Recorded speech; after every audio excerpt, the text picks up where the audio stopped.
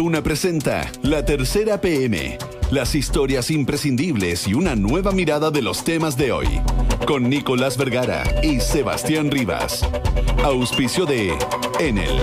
La Tercera PM en Duna. Sonidos de tu mundo. 32 días ya cumple el conflicto de los trabajadores portuarios. Está centrado en Valparaíso, pero también las protestas están llegando a otras zonas del país. ¿Qué impacto tiene esto? ¿Cómo se ve la posibilidad de solución? ¿Y cuáles son las amenazas, considerando que también Valparaíso completo está en este momento en una situación compleja, pensando en que se viene la fin de año y con ello, por ejemplo, actos tan masivos como el Año Nuevo en el mar? ¿Cuál es el panorama de las negociaciones? ¿Puede o no jugar un rol el gobierno? Todo eso lo conversamos en nuestro tema de hoy. Les damos la bienvenida a La Tercera PM en Radio Duna. Esto es La Tercera PM. Sebastián Rivas y Nicolás Vergara están en Duna. 5 de la tarde con 1 minuto. Esto es La Tercera PM en Radio Duna. Los saluda Sebastián Rivas y estoy con Mariana Marusic, periodista de Pulso. ¿Cómo estás, Mariana? Muy bien, gracias. Habíamos hablado la semana pasada del tema de los portuarios, que ya llevaba bastante tiempo, pero de nuevo, o sea, la inminencia de las fiestas de fin de año, también las circunstancias de que las negociaciones no están llegando a un punto de acuerdo, ha hecho que el tema se vaya complejizando. Hoy día, de hecho, varios puertos amanecieron con protestas, y aunque esto no se haya mantenido durante el día, le entrega un nuevo cariz a un movimiento que ya lleva más de un mes. Sí, justamente la semana pasada hablábamos el mismo día en que por primera vez la empresa TPS se sentó a conversar con sus trabajadores. Pero desde entonces se ha agudizado el conflicto. Como bien decía, ayer igual hubo varias barricadas anoche, alrededor de 17 detenidos entre los trabajadores, porque Carabineros ingresó a la sede del sindicato de estibadores para desalojar a la manifestación, y se complicó un poco el asunto. Y los mismos trabajadores eventuales de TPS han amenazado con en el año nuevo, que va a ser un año nuevo distinto si es que esto no se soluciona, porque, claro, tienen sus propias formas para boicotear en el fondo los fuegos artificiales, han dicho, claro, y hacer barricadas. Entonces advirtieron que no vayan la gente en el fondo a ver los fuegos artificiales al Valparaíso en caso de que se mantenga el conflicto. Pero hoy día, bueno, el mismo gobierno fue el que citó a los trabajadores a la Moneda a una reunión a las 2:30, y hasta hace 5 minutos seguían reunidos en las dependencias del Ministerio del Trabajo junto a la ministra de Transportes también. Eso sí, la empresa no estaba ahí. Entonces, este es el segundo intento del gobierno de reunirse con los trabajadores para poder llegar a un acuerdo o avanzar en algo, porque también tiene que estar la empresa en el fondo de acuerdo.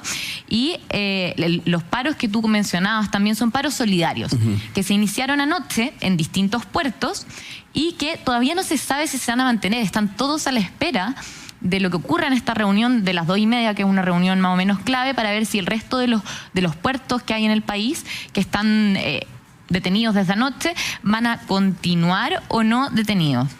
Mariana, ¿cuán distantes están las posiciones en este minuto entre TPS, la empresa portuaria, y los trabajadores movilizados? La verdad es que, por lo que han demostrado hasta ahora, las posiciones están bien distantes. Los trabajadores eventuales están solicitando un bono de 2 millones de pesos líquidos, más un préstamo blando de 500.000 pesos. Y además piden que no haya una lista negra, en el fondo, que se haga una mesa de trabajo para mejorar también las condiciones laborales, y que a la gente que estuvo movilizada en este tiempo no se tomen represalias en el fondo en contra de ellos. Y el miércoles pasado TPS hizo la primera propuesta, donde les propusieron un préstamo de 400.000 pesos más una gift card de 150.000. Entonces, claro, las posiciones todavía están bien distantes, y a raíz de esto también hay varios puertos que se han paralizado. Por ejemplo, Teceval, no sé si recuerdas que también estuvo paralizado, sí, y ellos llegaron a un acuerdo donde les pagaron un bono de 1 millón de pesos más un préstamo de 500.000. O sea, ¿hay antecedentes, digamos, Mariana Marusic, de que estas situaciones se han resuelto con algún tipo de pago desde la empresa a los trabajadores movilizados? Efectivamente, en el caso de Teceval ocurrió así, pero Teceval también ahora está en paro solidario, porque ellos, si bien consiguieron todo, fuentes comentan que están desde anoche, al igual que varios otros puertos, como por ejemplo Iquique, Antofagasta Huasco, Caldera, Chañaral, incluso en el sur, Puerto Montt y Punta Arenas, o en Biobío, San Vicente y Talcahuano, y varios más están en un paro solidario. Mariana, ¿y cuáles pueden ser los alcances del rol que está jugando el gobierno? Porque durante los últimos días hemos visto desde los trabajadores, de hecho, hoy día en la mañana, incluso acá mismo en La Tercera, la presidenta de la CUT, sí. Bárbara Figueroa, dijo que le parecería que es necesario, por ejemplo, que haya una mesa integrada por ministros, que el ministro de Desarrollo Social, Alfredo Moreno, se desplace a la zona para ver cuáles son, en el fondo, las esperanzas y los puntos que se espera que una eventual gestión del gobierno pueda destrabar. La verdad es que, claro, el gobierno ha estado activo en esto. De hecho, se reunieron por primera vez el 27 de noviembre con los trabajadores, donde se firmó una carta de compromiso para fortalecer las instancias de diálogo, pero aún no se logra llegar a acuerdo, y esto también es un poco porque, claro, se reúne el gobierno con los trabajadores, pero la empresa no ha estado en esta mesa de trabajo, y en el fondo es la empresa también la que tiene que llegar a acuerdo con sus propios trabajadores. Ayer en la CPC hubo una reunión donde asistió el presidente y también estaba justamente Richard von Appen, que está ligado en el fondo, o sea, al terminal al TPS, que es la empresa que tiene el problema ahora con sus trabajadores, y allí dijo Richard von Appen que el movimiento es ilegal y que no es una situación aceptable. Pero el presidente, claro, llamó a llegar a un acuerdo. Fuentes también al interior del gobierno dicen que le ha pedido a los ministros que aceleren el proceso para poder alcanzar un acuerdo y que la empresa en el fondo se sienta a conversar con los trabajadores y lleguen en el fondo a un punto de acuerdo, porque hasta el momento el efecto que provoca en el comercio exterior es algo que le preocupa mucho al gobierno. Eso te iba a preguntar, ¿cómo está afectando hasta el minuto la movilización en términos de número? Claro, porque estamos en plena temporada de exportación frutícola y desde el terminal 1 de Valparaíso se exporta casi el 60% de la producción a nivel nacional, y por el bloqueo Ultraport está operando al 20% de su capacidad, según han dicho los mismos trabajadores. Entonces TPS estimó que el impacto en sus resultados financieros producto de este evento está hasta el momento del orden de los $2 millones. Y para EPB hasta el momento se estima en $4.200 millones las pérdidas para el puerto. Sí. Para el puerto, $4.200 millones, estamos hablando ya de cifras bastante mayores. 4,2 millones de dólares en realidad. Perdón, 4,2, está bien. 4,2 millones, ahí sí. Pérdidas para el puerto en términos de atención de naves. Ya se han desviado alrededor de 15 naves. Ya, perfecto. O sea, hay una situación que está compleja en general. De nuevo, además, uno ya se empieza a hacer preguntas porque dice, bueno, estas situaciones se solucionan, pero si no se soluciona, claro, está el año nuevo, está el tema de los cruceros. O sea, hay una serie de situaciones pasando, digamos, en Valparaíso que eventualmente se pueden ver perjudicadas en la medida que se acerca la temporada de verano, si es que esto no se resuelve, y uno intuye que por eso también el gobierno se está poniendo de forma bastante activa a jugar un rol en este conflicto. Sí, y no solo por eso, también podría haber una paralización más allá del puerto de Valparaíso, porque hasta el momento, claro, las frutas, por ejemplo, no es que se pudran, sino que las llevan al puerto de San Antonio. Entonces, claro, nos está perdiendo producción, también habría seguros comprometidos en ese caso. O sea, suben los costos, digamos, pero todavía se puede salir porque los otros puertos no están movilizados. Aún. Ese es el tema, que según lo que se defina también están esperando todos los puertos lo que ocurra en esta reunión que se está desarrollando en La Moneda, en el Ministerio del Trabajo,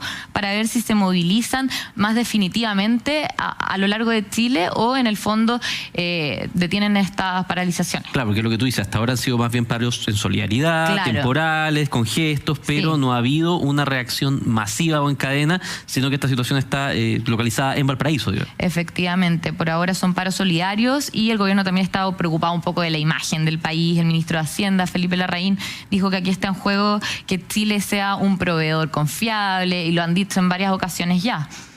Mariana Marusic, periodista de Pulso, muchas gracias por estar hoy día con nosotros en La Tercera PM conversando de este tema que, de nuevo, tiene bastante preocupado al gobierno y a la ciudad de Valparaíso. El alcalde Jorge Chap también ha hecho notar su inquietud porque los tiempos se acortan y, de nuevo, ya, digamos, llegar al 1 de enero con una situación así podría ser sumamente complejo.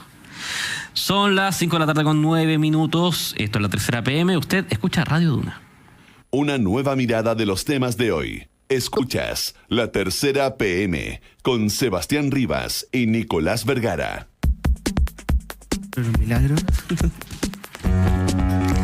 Si hablamos de religión, ¿de qué estamos hablando? Estamos hablando de creencias personales, estamos hablando de lo más establecido, de uno es católico, es evangélico, es ateo o agnóstico, o también estamos hablando de religiosidad popular. Bueno, el Centro de Estudios Públicos se reveló hoy día una parte de su encuesta, un módulo de la encuesta que aplicó durante octubre y noviembre en Chile y que se compara con otras encuestas internacionales y con encuestas que se han hecho hace 10 años en el país en relación a este tema. ¿Cómo ha progresado la religión? ¿Cómo ha afectado también al catolicismo la serie de escándalos que han vivido en el último tiempo? ¿Y qué cosas parecieran ser las que destacan en este ambiente cuando hablamos de religiosidad?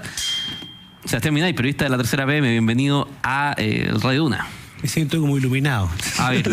Estaba a punto de comentarte recién escuchando la exposición sobre el paro portuario que dicen que está un milagro, que es algo que tiene que ver con el estudio hoy día. ¿Cuánta gente cree en los milagros, Sebastián Minay? Es increíble que esta encuesta haya medido incluso aquello, porque la encuesta preguntó en la muestra de la gente que sí cree, que está decididamente o probablemente cree en los milagros. 69% cree en los milagros. Un 69% cree en los milagros. En los milagros religiosos siguen teniendo una presencia bastante fuerte. Bueno, esta encuesta hace una comparación entre lo que preguntó el 2008 y el 98. Ha bajado un poco porque antes el 79% creía en los milagros, pero sigue teniendo una presencia. O sea, bajó 10 puntos, pero igual sigue siendo bastante, digamos. Sí. El que no se ha movido nada, adivina quién fue, pues. El infierno. El infierno no se ha movido. La gente sigue creyendo más o menos en los mismos índices del infierno. ¿Cuánta gente cree en el infierno? 57-58%. Unos 10 puntos menos de la gente que sigue creyendo en el cielo, que es un 68%. Pero también la gente, o sea, no, la gente que cree en el infierno no se ha movido. No, el infierno pero la gente que cree en el cielo sí bajó bastante. Bajó 10 puntos. Y también bajó la gente que cree en la vida después de la muerte. Son distintos ítems los que preguntó este estudio. Y por eso hablamos de religiosidad entendida de forma más integral, digamos, no solamente la religión a la cual uno adscribe. Podría haber sido más preciso, tomando en cuenta el impacto que ha tenido en esto, en la fe, por decirlo de alguna forma, todo el proceso de abusos sexuales. Pero claro, hay que hacer una aclaración, sí, esta encuesta no preguntó específicamente por esto, porque como tú explicabas recién, es un módulo que se aplica en 44 países, por lo tanto no hubo preguntas específicas, pero sí las cifras conocidas hoy día en la mañana nos dejan mucho a la inferencia. Vamos a volver a este tipo de religiosidades populares, Sebastián Minay, pero a ver, si vamos a los grandes números, ¿cómo es hoy día la fotografía respecto a lo que era hace 10 años, por ejemplo, en el peso de la Iglesia Católica? ¿Sufrió alguna merma, sufrió alguna baja? Eso es lo más relevante. Lo había medido en alguna ocasión antes la Academia, en agosto de este año. Había mostrado un rechazo amplio a la Iglesia, 76%, y una baja a los católicos, 46%. Pero la de hoy día muestra una caída libre, digamos, que hoy día se declararon católicos 55%. 55%. ¿Cuánto era hace 10 años, Seba? 69%. 14 puntos de baja. Y hace 20, 73%. Es bastante. Es una baja innegable. Sigue siendo mayoritario todavía, es más del 50%, si uno lo dijera. Lo llamativo es que los evangélicos, según esta medición, no capitalizaron la baja en católicos. Los evangélicos se mantienen dentro del rango del 16%, que es bastante parecido a lo que tenían hace 10 años con 17 y hace 20 con 14.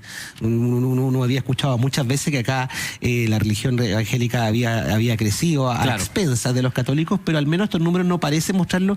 Pero sí nos abre una interrogante porque quienes se identifican sin denominación, en ninguno de estos creos al menos, no sabemos si pueden ser otros creos o ninguno, sí tienen una alza significativa y se empinan al 24%. Hace 10 era 11, hace 20 era 7. Bueno, Ricardo González, el encargado de la encuesta CEP, marcaba que si bien esa cifra había que tomarlo con un granito de sal, había otra cifra más precisa cuando empieza a hacer los desgloses de la encuesta que hablaba de que el 16% no era religioso y no creía en ningún tipo de trascendencia, lo cual podría ser un peso para saber cuál es la gente que se declararía eventualmente ateo, por ejemplo, en una consulta, digamos. Claro, pero se puede hacer un cruce ahí, porque también la encuesta preguntó por la gente si cree o no cree en Dios. Entonces hay preguntas súper específicas, como no creo en Dios y nunca he creído. Hay un 3%, es casi dentro del marginal. Claro. También está la gente que dice, no creo en Dios, pero ahora creía. Podríamos llamarlo conversos, tal vez. Alguien que vio la luz, digamos. Alguien que vio la luz. Diálogo de conversos. No, otro tipo de converso, obviamente. Es un 9%, la última medición era 4%, hay un crecimiento ahí. También está la gente que renegó, que la gente que creo en Dios ahora, o sea, que pero antes no creo en Dios ahora, pero antes no creía también. Ya. Y el que creo en Dios y siempre he creído se mantiene en una proporción bastante alta del 80%, pese a que tiene una baja. Una de las conclusiones que se puede sacar es que la gente sigue teniendo fe, pero a su manera un poco. Claro. Hay un castigo a las instituciones, en este caso a las iglesias. De hecho, yo creo que esa es la cifra más impactante en términos cuando hay una pregunta que es concretamente como confianza en iglesias y esas instituciones, y ahí hay un desplome brutal. La cita exacta es confianza en iglesias y otras religiones, y ahí la confianza se ubica apenas sobre el 13%. Sobre el 13%. ¿Y cuánto era, por ejemplo, hace 35 y 35. hace 20, 51? O sea, estamos hablando, si lo comparamos, estoy haciendo el cálculo rápido, si lo comparamos hace 20 años, 40 puntos menos, si lo comparamos hace 10, 20 algo. Sí, es una confianza de nivel muy bajo, que acá en la encuesta la coloca en comparativa con otras instituciones, pero es bastante baja. Y bueno, han salido algunas tesis y explicaciones hoy día durante la jornada. Hay algunos especialistas que han dicho que esto no se debe solamente al tema de los abusos, sino que los abusos han acelerado un poco un fenómeno donde la gente es más opinante, más crítica. Hay sacerdotes, yo hoy día alcancé a conversar con Felipe Berrío.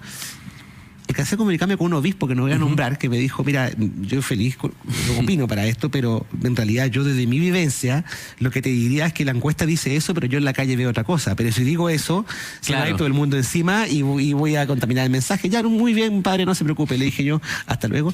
Y me quedé con la opinión de Felipe Berríos por un tema de tiempo, y él dijo, claro, que efectivamente acá esto, dijo, habría que revisarlo con más calma, pero esto a mí me indica que hay que tener una religión menos infantil, me decía, tal vez no tanto idolatrar al intermediario, al sacerdote, porque son personas que no son infalibles, y una fe un poco más madura, decía él. Claro, y además, de hecho, otro de los números que tenía la encuesta es que donde está radicada esta mayor cantidad de gente, por decirlo así, sin denominación, es en las personas jóvenes, entre 18 y 34, digamos. O sea, ese es el nicho donde se pega una baja más fuerte, donde creo que es cerca del 33%, 34%, claro, que dice no tener ninguna denominación. O sea, también hay un factor generacional que podría abonar a la tesis de que no es solo el tema de los abusos lo que está dañando, sino que también hay un factor cultural que está cambiando.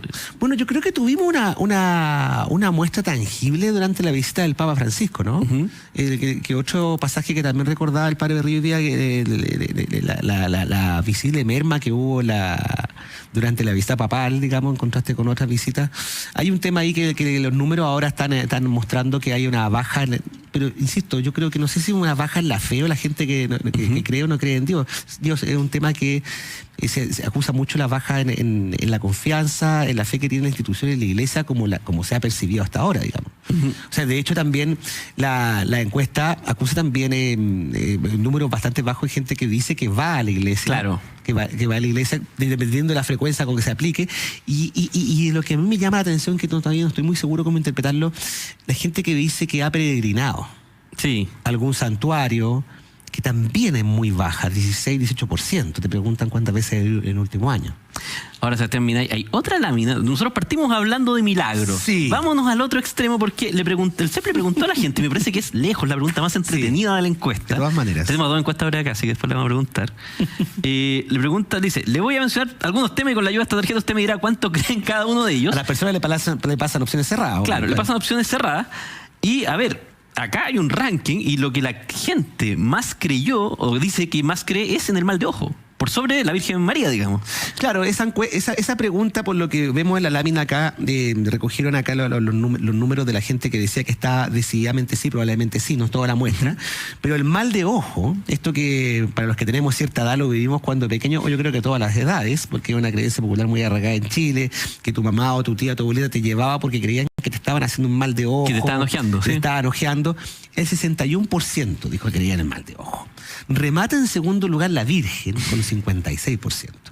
En tercer lugar, y leo textual. Que ojo, la Virgen tiene más, hay más cantidad de gente que se declara, que decididamente cree en la Virgen o probablemente cree en la Virgen que católicos. Que exactamente, pero aún así hay más gente que tiene mal de ojo. Claro. Y según esta lista, en el tercer lugar, les preguntan, y voy a citar textual esto, porque la energía espiritual localizada en montañas, lagos, árboles o cristales. Me imagino que aquí entra la gente que abraza árboles o la gente que cree en piedra, 54%. Yo estoy en el 54%. Exactamente. Los santos, 52%. Los poderes sobrenaturales de nuestros antepasados muertos, 51%. Y la reencarnación, 45%. O sea, es bien curioso, claro. sobre todo porque el mal de ojo, el desglose, el 66% de la gente que contestó el mal de ojo es gente que tiene denominación religiosa, que es creyente católico o evangélico. O sea, es alguien que cree en una religión y además cree en el mal de ojo, digamos, o cree en el mal de ojo dentro de su Yo creo su que set te habla pensamiento. de un arraigo bastante fuerte, creencias populares que no son excluyentes con los cánones de la fe. Yo creo. Una encuesta muy entretenida. ¿Tú alguna vez has ido a visitar un sanador religioso?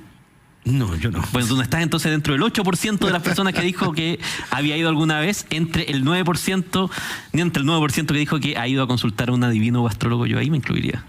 En el otro no, pero en este yo creo que esa cifra está súper representada. Pero es una encuesta muy interesante, muy entretenida. Y de nuevo, que habla Sebastián Minay de este cambio de... A ver, es una encuesta que te deja la sensación al final de religiosidad a tu manera, que todavía la gente cree en muchas cosas, pero es cada vez más personal que institucional. No es un país que deja de ser creyente ni que le da la espalda a la fe, eso nos queda más o menos claro, pero sí parece indicar que hay un desapego al intermediario, por así decirlo, de alguna manera. Como tú dices, la gente cree a su manera. Don Sebastián Minay, que usted lo encuentra también todos los días, o buena parte de los días, en la mañana y en los infiltrados. 2 días, otras semanas 3 días. En los infiltrados en Duna en Punto con Mónica Yes. Pérez de 7 a 8 en esta misma radio. Muchas gracias por estar hoy día con nosotros conversando acá en la Tercera PM. El Señor esté contigo, Sebastián. La Tercera PM es traída a ustedes gracias a Enel. ¿Cuál es tu energía? Ya que estamos hablando de energías. Todos tenemos una energía que nos impulsa a hacer cosas nuevas y hoy puedes contar con el compromiso de Enel para desarrollar nuevas soluciones en transporte como la movilidad eléctrica. Sea cual sea tu energía, cree en ella. Son las 5:21. Nos vamos a la pausa y al regreso Nicolás Vergara viene con Cristian Valdivieso y con Roberto Isixson a conversar vamos a volver a hablar de migraciones, pero vamos a poner el foco en una paradoja que probablemente tiene también algo que ver con los desarrollos que hemos estado viendo en el oficialismo en los últimos días, porque el apoyo bastante mayoritario a la decisión de no adherir al pacto no se refleja tanto en apoyo a la moneda. Eso lo vamos a estar conversando a la vuelta de estos comerciales. Esto es la Tercera PM. Usted escucha Radio Duna. En Duna escuchas la Tercera PM. Sebastián y Nicolás Vergara. Los proyectos de Sinergia Inmobiliaria están llenos de detalles que te hacen sentir en casa. Conoce Condominio Taiken, ubicado en Brisas Norte de Chicureo. Casas chilenas y mediterráneas de 117 metros cuadrados hasta 140 metros cuadrados. Además cuenta con amplios terrenos, desde 6.290 UFs. Para más información visítanos en isinergia.cl. Sinergia Inmobiliaria. Espacios bien pensados. ¿Cuál es tu energía? Todos tenemos una energía que nos impulsa a hacer cosas nuevas. Y hoy puedes contar con nuestro compromiso de desarrollar ciudades más inteligentes a través de los Smart Meter. Conectarte con el mundo mediante la generación de energía renovable y darte soluciones de transporte como la movilidad eléctrica. Sea cual sea tu energía, cree en ella. Enel. El mejor hedge para protegerse del escenario anterior sería comprar treasury largos y eventualmente puts de mercados emergentes.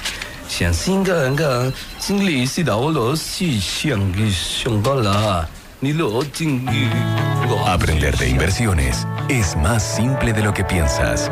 Conoce Invertir es Simple de la Rainvial, el curso online para aprender de inversiones. Inscríbete gratis en larrainvial.com. Proyecto apoyado por Corfo. Estimados colaboradores, este año quiero que el espíritu navideño viva más que nunca en esta empresa. Por eso, este viernes vamos todos a cantar villancicos.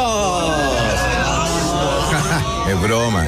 El viernes vengan todos a buscar su canasta navideña de telemercados.cl. ¿Les gustó, Dale a tus colaboradores el verdadero espíritu de la Navidad. Regala de aguinaldo canastas navideñas de telemercados.cl para que celebren como corresponde. Pídelas en telemercados.cl o llamando al 02-27-39.000. Telemercados.cl, más de 30 años de experiencia en canastas. Nos encontramos a 3.500 metros de altura. Aquí, donde no hay nadie, es donde conocimos a Pedro. Cuéntanos, ¿acá qué comes? Pido delivery con el teléfono. Se demora un poco en llegar. Pido comida china. Ayer fue sushi.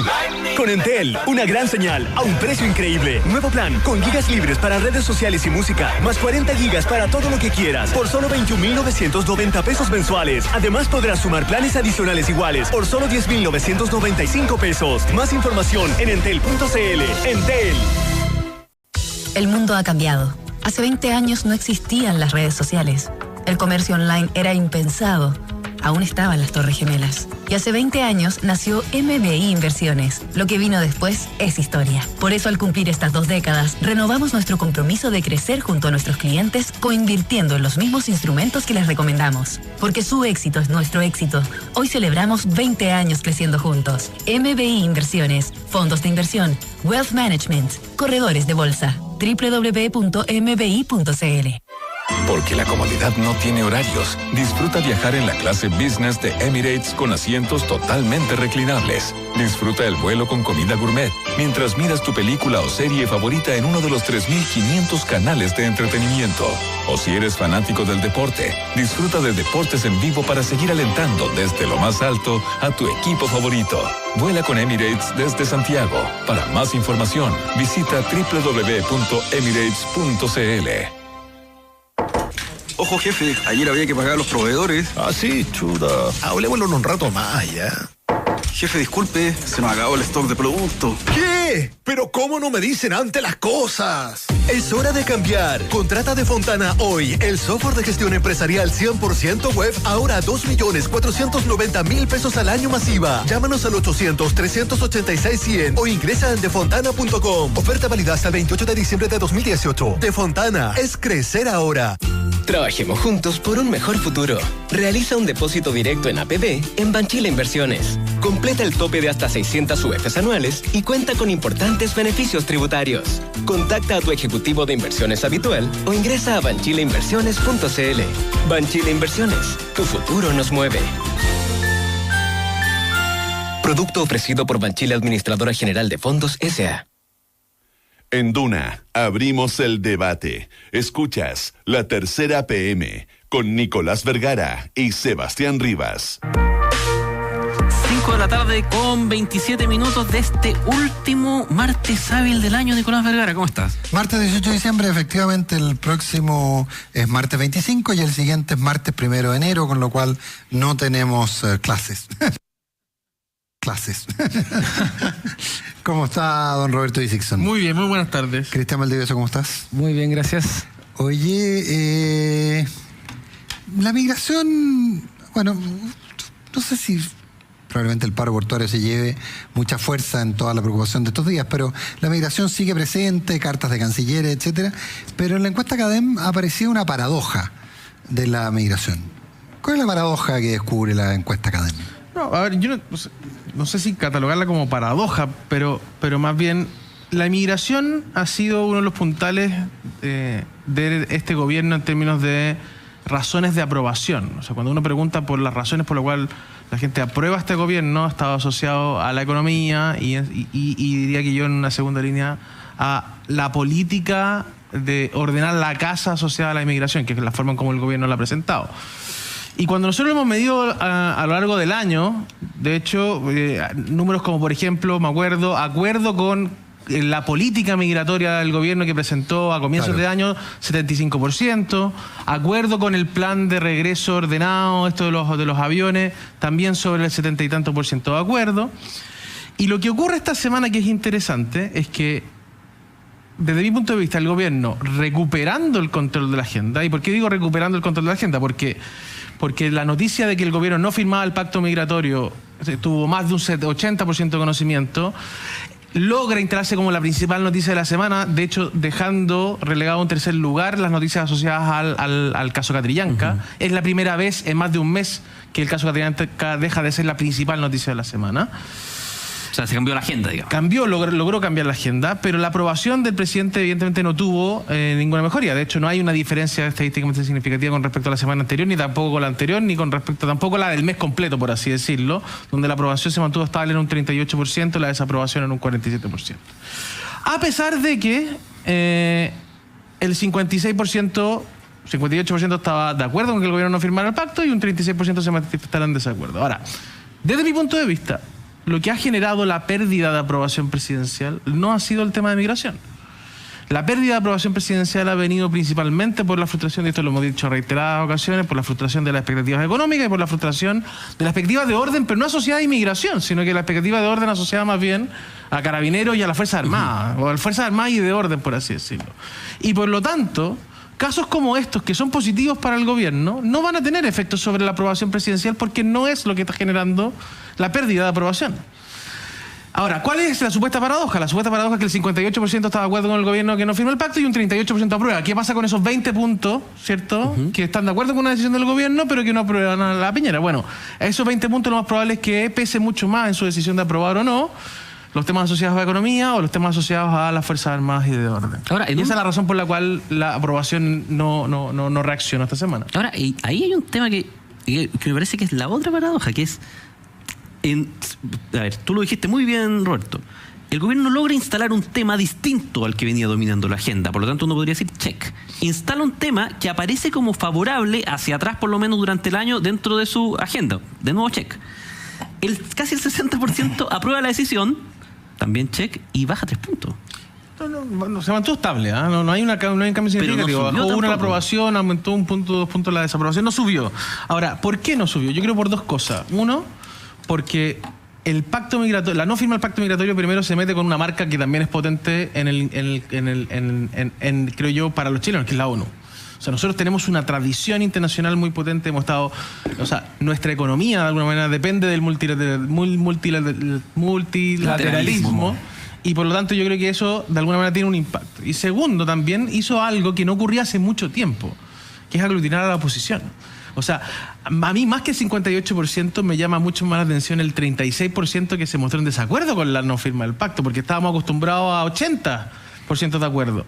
O sea, aquí hubo una pérdida de acuerdo en relación a un tema asociado a la inmigración, producto de que acá hay una aglomeración de la oposición que va desde el expresidente Lago hasta cruzando todos los partidos de la ex una mayoría, llegando al Frente Amplio, que le puso una cuña al gobierno. Y yo lo he dicho, o sea, yo creo que además la forma en cómo se presentó esto fue completamente desprolijo. El presidente tuvo que salir a rectificar 3 veces, el ministro Ampuero tuvo que salir 3 veces a rectificarlo, y yo creo que eso generó desorden en una cuestión que podría haber sido evaluada de mucho mejor manera si hubiera presentado de otra manera. Cristian. Yo diría lo siguiente, partiría diciendo que creo que el gobierno estaba muy desorientado, estaba mareado, buscando en coyunturas particulares revertir una aprobación que se le fue a la baja hace mucho rato y que no han logrado retomarlo a los niveles que esperaría. Parte de la desorientación, creo yo, es esperar que este indicador repunte a propósito de coyunturas específicas cuando la caída es más bien estructural, por una parte. Eso es una interpretación nuestra, no mía. Segundo, hace harto rato ya, o sea, puede ser nuestra, pero no te quiero involucrar en esto necesariamente. No, pero es que no quiero que el gobierno haya tomado la decisión de no firmar un pacto migratorio porque quiera subir 3 puntos en la encuesta. No. Lo que pasa es que se construye en su supuesto base. No, ese supuesto está bastante más que... Bueno, pero dejémoslo ahí. Pero además, más que eso... Pero Cristian, que no es menor lo que tú planteas, porque si en el fondo, si una política como esa está supeditada solo al efecto en la popularidad y no hay convicción respecto al gobierno a hacerlo, que yo he visto exactamente lo contrario, es muy complejo, y la ciudadanía entonces... a mí me parece, si efectivamente se comprobara, sería de lo más grave que ha pasado en los últimos años. Terminó el argumento, porque, mira, no caigamos nosotros en la paradoja, porque te doy el punto, pero no caigamos en la paradoja. Nosotros estamos hablando de una paradoja. O sea, por algo estamos hablando de esto, porque si hay una paradoja es porque suponíamos que el gobierno hace esto y que eso le debiera haber rendido a nivel de la aprobación presidencial. O sea, no estaríamos hablando de esta paradoja. Así que si estamos hablando de la paradoja, hagámonos cargo de ella. Entonces lo que yo digo es, pero más allá de eso, de que el gobierno creo que está perdido y está buscando en las coyunturas en particular revertir una aprobación que ha caído por razones más estructurales, creo que el gran mareo que tiene el gobierno es el siguiente, y saquemos esto. Hace mucho rato que la aprobación presidencial viene dando poca cuenta de verdad de cómo lo está haciendo el gobierno. La aprobación presidencial parte en general con evaluaciones positivas que tienen que ver con las expectativas que se generan en la campaña y termina al cortísimo plazo estando mucho más indexada o correlacionada o vinculada con el descrédito general de la clase política. Entonces hay mucha dificultad para revertir desde la presidencia una aprobación presidencial que finalmente se lleva al descrédito de la clase política, de las instituciones, del Parlamento, y etcétera, y etcétera, etcétera. Entonces vivimos una especie de gran paradoja donde se parte con una alta aprobación que tiene que ver con la campaña y con las ilusiones que esta siembra, ¿verdad? Y de pronto esa aprobación empieza a caer por razones estructurales que tienen que ver con la indexación a el mundo de la política. 2. Creo que además el presidencialismo exacerbado nos está llevando a este tipo de cosas, donde todos los presidentes del último tiempo parten con alta aprobación porque son elegidos por razones que ya llegan a ser absurdas. Al presidente lo eligieron como que hubiera sido un mago, los tiempos mejores. ¿Qué significaban los tiempos mejores más allá de que si la promesa era sobrevendedora o era exagerada o era, no sé, para comprarse una frustración? Igual la gente se compró cualquier cosa, un mago. Los tiempos mejores van a llegar producto de eso. Anteriormente elegimos, no sé, a una santa como Bachelet, suponiendo que ella era buena por todo lo que hacía y no había nada malo en ella. Por lo tanto, se siembran una cantidad de expectativas en los presidentes, producto del presidencialismo exacerbado, que nos llevan a estas cosas. Entonces, finalmente la gente pone toda la expectativa ahí, y al corto plazo viene la frustración que se relaciona en lo grueso con el descrédito de la clase política en general, porque le cargan todo eso. Mucho más atractivo, creo yo, o mucho más interesante es empezar a mirar otros indicadores. Yo creo que el gobierno debiera empezar a mirar otros indicadores y a tratar de ser enjuiciado por otros indicadores que son más estables y que incluyen variables como la calidad de vida, como las relaciones personales, como el mundo del trabajo, como la economía, por cierto, indicadores que son más complejos, ¿verdad? Nosotros lo hemos medido en el índice de bienestar ciudadano que le hemos llamado, ¿sí? Y que fíjate que haciéndose cargo en mucha mayor medida de las preocupaciones cotidianas de la gente, de la ciudadanía, esos indicadores no tienen mucha relación con el indicador de la aprobación presidencial, porque la aprobación presidencial desde el punto de vista de la ciudadanía es algo que va por un carril que casi no los toca, que casi no los compete y que termina inevitablemente en la deriva de la evaluación crítica de la clase política. Entonces, ¿qué es lo que habría que hacer para que el indicador se revirtiera estructuralmente? Más allá de este gobierno, sino que en cualquier gobierno, probablemente es que la ciudadanía se vuelva a reencantar con la política o vuelva a creer en los políticos.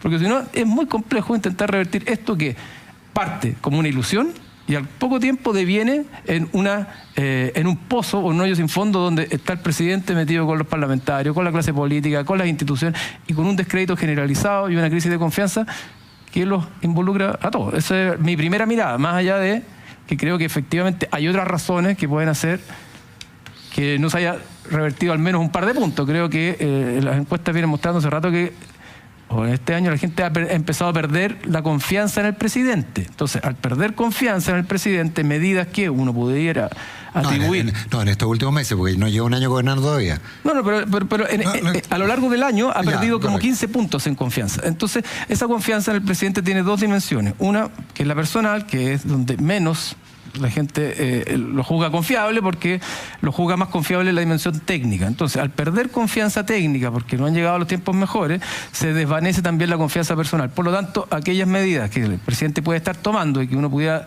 pensar que están orientadas a resintonizar con la ciudadanía, a veces la ciudadanía puede decir, realmente no sé si le estoy creyendo que esto efectivamente lo hace por una convicción y no lo hace por otras razones de una naturaleza distinta. Pero una pregunta global, porque en ese sentido teníamos, ya que sigamos con lo de las paradojas, tenemos una tremenda paradoja. Da lo mismo con algo del gobierno, igual le va a ir mal. En este indicador es muy probable. No, en todos. O sea, a lo que me refiero es a eso. Porque la posibilidad de reelegirse, etcétera. Porque, por ejemplo, en el caso, objetivamente, en el primer gobierno de Piñera, la gente estuvo mucho mejor que en el primer gobierno de Bachelet. Y finalmente Piñera no solo no logró reelegirse, sino que se generó una crisis importante en su sector. Algo similar ocurre con Bachelet, por las razones que sean, pero finalmente da lo mismo como se haga, igual el rechazo a la clase política es tal que es imposible que un gobernador se reelija. O la relación que hay entre la aprobación y la clase política los mete en un bote colectivo donde terminan desacreditados. Perdón, y mira lo que pasó con Bachelet y cómo el indicador se desacopla la persona de la gestión presidencial. aparece la encuesta CEP y Bachelet se va no sé cuántos puntos para arriba. Piñera lo mismo, terminó con 20 y tantos % y después fue reelegido presidente. ¿Te fijas? O sea, se desacopla. No, terminó con 20 y tantos %. Bueno, terminó con 30 y 40 y algo, ¿no? No, 35. Pero ¿hay algo de lo que dice Nicolás Vergara, Roberto Isix? A ver, es difícil esto. Yo primero no estoy de acuerdo necesariamente, creo que habría que estudiarlo un poquito más, en que la aprobación presidencial esté indexada al descrito de la política. ¿Por qué? Porque el descrito de la política hoy día parece una variable, sí, pero el descrito de la política parece una variable constante. La desconfianza hacia la política, la evaluación del Congreso, la pérdida de la caída en la participación electoral. O sea, hay una serie de variables que uno puede tomar y que te muestran efectivamente que hay un descrito de la política que se ha instalado al menos en los últimos 5 años y que es estática. No ha mejorado la confianza en la política. Y la aprobación presidencial tiene ciclos. Tiene ciclos altos, tiene ciclos bajos, reacciona a la coyuntura. Por eso se cae con el caso Catrillanca, o aumenta en los mineros y luego se cae con Cabal y luego responde a el proceso de cumplimiento cuando el gobierno dan cuenta del proceso de cumplimiento. Por ejemplo, cuando la presidenta Bachelet da cuenta del cumplimiento de ahorro de 3 causales o la gratuidad y luego mejora. Pero sí también es cierto que la aprobación presidencial está fijada a tu periodo presidencial y que tu imagen puede ir mejorando o teniendo efectos cuando tú dejas de ser presidente, porque evidentemente la atención política no se concentra en ti, sino que se concentra en otros lados, ¿cierto? Y el fenómeno final, los presidentes tienden a subir al final cuando la gente ya no los mira como presidente, sino los empieza a mirar como expresidente. Entonces yo tengo la impresión de que no está indexada al descrito de la política, sino que tiene su ciclo. Además, creo que en un país sí presidencialista como el nuestro, como dice Cristian, es de hecho una de las variables más importantes. ¿Por qué? Porque te permite resumir muchas otras variables. Cuando tú comparas, por ejemplo, aprobación presidencial con expectativas de los consumidores en economía, con las mismas expectativas de los empresarios, con la tensión que genera, con o sea, incluso esto no sería medible, pero con el éxito legislativo de los gobiernos en el Congreso, digamos, con las elecciones municipales, es altísima la correlación. Incluso con las menciones de las redes sociales. O sea, hoy día la aprobación presidencial como un indicador es una especie de resumen del clima país. De hecho, afecta finalmente la percepción de si Chile va por un buen camino o un mal camino. Depende de cómo veamos a Piñera o a Bachelet en su minuto. Tiene una correlación muy alta, como si creemos que el país va bien o mal. Ahora, todavía en el fondo uno podría decir, hay una variable que afecta a la otra, ¿cuál es la primera? Entonces hay todo un debate en relación a eso. Ahora, sobre la elección o la reelección de los gobiernos, a mí más bien me parece lo siguiente. Yo lo que hice fue la siguiente investigación hace muy poquito, que es lo que me di cuenta, a propósito de un estudio que vi en el Washington Street Journal, es que mostraba una altísima correlación de la aprobación presidencial en Estados Unidos con la capacidad que tienen los gobiernos de mantener los asientos que tienen en la Cámara de Diputados. Es decir, mientras más alta la aprobación presidencial, más posibilidad de reelegir a los tuyos. Perfecto. Mientras menos aprobación, menos vas a tener más posibilidad de perder a los tuyos. Entonces dije, bueno, algo tiene que ver eso, quizás tiene un correlato con nuestras elecciones de medio término, que son las municipales, no son las parlamentarias por el ciclo político que nosotros tenemos. Nuestras elecciones municipales son de alguna manera nuestra elección de medio término. Y lo que me di cuenta es que la elección municipal finalmente pilla a los gobiernos en su peor momento. En el momento más bajo de aprobación presidencial ha ocurrido a Piñera, a Bachelet 1, a Piñera 1 y a Bachelet 2.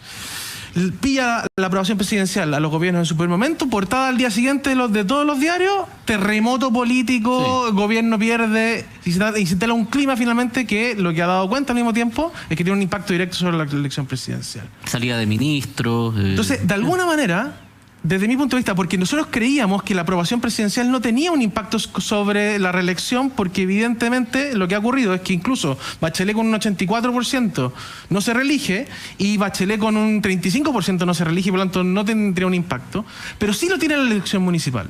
Y la elección municipal sí la tiene sobre la elección presidencial y por lo tanto un buen gobierno. No en el año 4, un buen gobierno en el año 3. Un gobierno con una aprobación cercana al 40%. Debería tener un impacto significativo sobre el resultado de la elección municipal y por lo tanto sobre el resultado de la elección presidencial.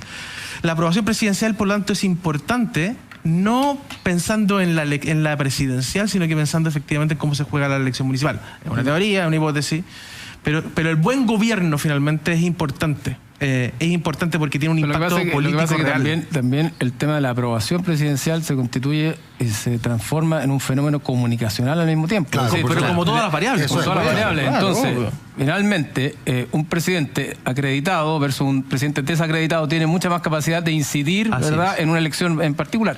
Pero, y en el clima. Pero, ojo, hay una alta, y el presidente Lagos yo creo que lo entendió como nadie en su minuto. Dijo, cuando las instituciones caen, también cae el presidente, porque pero por supuesto, es tal el grado de presidencialismo que hay, que hoy día ese indicador, cae Carabineros, cae el sistema judicial, cae el Parlamento, también va a caer inevitable, iglesia, en proporciones, ¿te fijas? En proporciones. Ahora, respecto a los migrantes, creo yo que ha pasado lo siguiente en el país. La experiencia de la gente, del común de las personas con los migrantes es sumamente positiva. O sea, cuando hay relación directa, en general, la gente tiene una muy buena evaluación y eso lo muestran también las encuestas. Y lo que hay un prejuicio, ¿verdad?, respecto de cómo ellos se comportarían o qué es lo que ellos harían o cuánto trabajo nos quitarían. Creo que ese prejuicio se ha ido empezando a acotar y la gente está enjuiciando más por las relaciones directas que está teniendo. Y por lo mismo suceden dos fenómenos. Por una parte, la gente tiene una experiencia positiva directa con los migrantes que lo recogen las encuestas, y por otro, en algún minuto se estableció una pseudomoda de hablar mal o construir el imaginario de que los inmigrantes eran un problema para el país. Creo que esa moda, ¿verdad? Esa moda impactó también en las encuestas, donde mucha gente empezó a decir, yo creo que le hacen mal al país los inmigrantes. Pero eso empezó a bajar, ¿verdad? Eso empezó a bajar. Y empezó a bajar producto de que la gente se empezó a relacionar directamente con los inmigrantes. Ahora, pero estamos hablando de meses, o sea, o de semana. ¿En semana la gente descubrió los inmigrantes? No, estamos hablando de los indicadores, ustedes los han medido hace un año, por lo menos. Un año.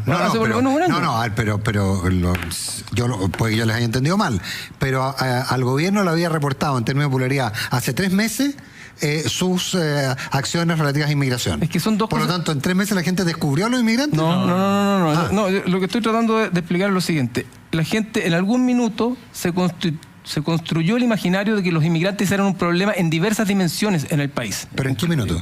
En la campaña Chilezuela. Se habló de que los inmigrantes eran un problema, que llegaban aviones llenos de haitianos. Pero Chilezuela no es, pero Chilezuela no es eso. No, Chilezuela no es. Que llegaban los aviones llenos de haitianos y que era un problema en términos de la economía del país y que afectaban el empleo. Y que además habían otras prácticas negativas. Y las encuestas indicaban que la mayoría de la gente decía que era le hacía más mal al país que bien. Ese número donde la gente decía que le hacía más mal que bien al país, en algún minuto empezó a cambiar. Y empezó a subir la idea de que le hacen bien, ¿verdad? O al menos que no sé cómo le hacen, no creo que sea ni bueno ni malo. Eso es lo que cambió muy significativamente. Y eso empezó a cambiar significativamente. ¿Y por qué cambia eso? Creo yo, porque la gente se empezó a relacionar más directamente con los inmigrantes. Y hay encuestas, nosotros hicimos una, donde tú le preguntas a la gente si cree que la incidencia, por ejemplo, de delitos en los inmigrantes es mayor a la incidencia de los delitos, proporcionalmente a la incidencia de los delitos entre los chilenos. No hay ninguna diferencia, al revés. La gente cree que entre los chilenos, ¿verdad?, hay mayor incidencia de delitos. Entonces, eso es así. Bueno, imagínate, eso es así. Entonces, de alguna manera, una cierta racionalidad, ¿verdad?, y una sensatez se empezó a instalar, y yo creo que el gobierno no la tomó o no la entendió a tiempo. Y yo creo que el mareo del gobierno, para terminar el punto respecto a lo que dije originalmente, es insistir, y ahí es un juicio, en instalar a los migrantes como que fueran un problema respecto de el empleo, un problema respecto de la economía, un problema respecto de los salarios. Y eso no es independiente cuando decimos que, pudiendo ser objetivo el dato, que si el empleo lo midiéramos sin los inmigrantes, sería de tanto. Si lo medimos con los inmigrantes, es de tanto más esto. Eso no existe. Los inmigrantes más o menos han subido, pero siguen siendo un 5%, y hace no tantos años eran el mismo porcentaje, y hace 20 años era un 3%. O sea, el número de inmigrantes en Chile no ha cambiado significativamente de lo que era hace un tiempo a esta parte. Hoy día es un 5%. Hoy día es un 5%. Sí. Y la mayoría no son haitianos, siguen siendo los mismos de siempre, argentinos, bolivianos y peruanos. No, venezolanos. Pero espérate, hoy día yo entiendo que la población mayoritaria hoy día de inmigrantes es venezolana. No. La que llega, sí. La que ha llegado el último tiempo, pero en el total sigue siendo... pero Chile tenía números en torno al 2%. O sea, es un dato que han entrado... se ha duplicado. Es un dato... No, se ha duplicado, no, lo que tú dices que siempre... En los últimos 3 años... Es un dato que en los últimos 3 años la inmigración se ha duplicado. O sea, creo que han ingresado, no sé, 700.000 inmigrantes en los últimos 3 años. Ahora, a mi punto es el siguiente. Que es un 30%. No, por supuesto. Eso es lo que quiero decir. No, por supuesto. Eso. No, por supuesto. Yo Ahora, entonces hay un efecto real sobre la inmigración. Un amigo mío del gobierno que tiene muy buena información dice que está en torno al 7%. Más o menos. O sea, es que hay un millón. Exactamente ¿Cómo se cuentan? Porque hay obviamente que o sea, esto se mueve entre hoy día 1 millón, hay encuestas como la que hacen que reportan 800.000, hay datos del gobierno que te hablan de 1 millón, puede estar entre 5 y 7%. Extranjería, el último dato dijo 5,5. 5,5, por ahí, pensemos 1 millón de inmigrantes, un poquito menos. Ahora, lo que yo sí creo es que este ha sido un fenómeno de muy cortísimo plazo. Entonces es evidente que pasan dos cosas cuando ocurre eso. Uno es que el volumen del debate aumenta mucho y está muy expuesto a la coyuntura, porque es evidente que esta es una cuestión que va creciendo, que ha tenido muchos temas de alto impacto. y ha sido de alto impacto.